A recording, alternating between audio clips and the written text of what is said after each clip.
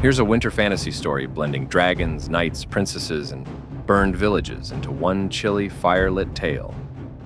Snow and Ashes.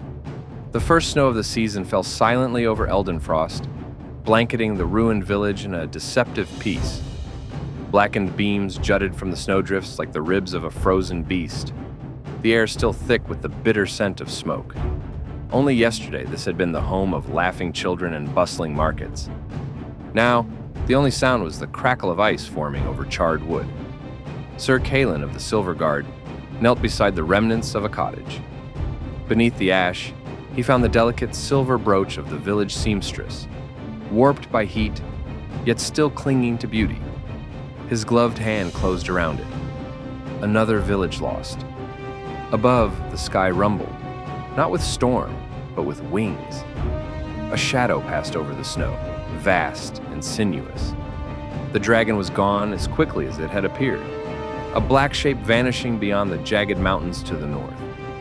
Kalen's jaw tightened. That was the third raid this month.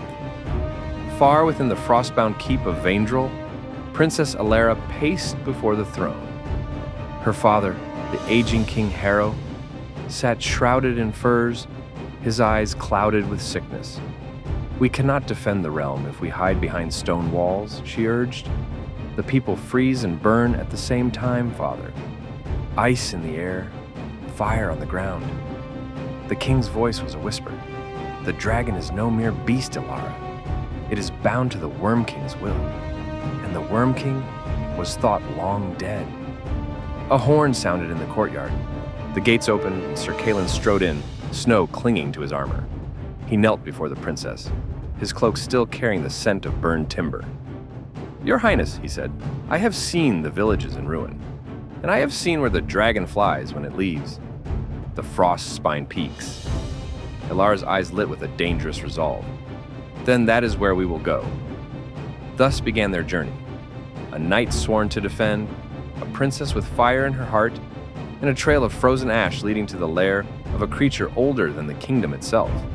They would face blizzards that could strip flesh from bone, icebound chasms where voices echoed like ghosts, and finally, the blackened gates of the Worm King's fortress. And in the heart of winter's cruelest night, when moonlight struck the snow like silver fire, they would learn that the dragon was not simply a weapon. It was once the guardian of the realm, turned by magic and grief into its destroyer. The end.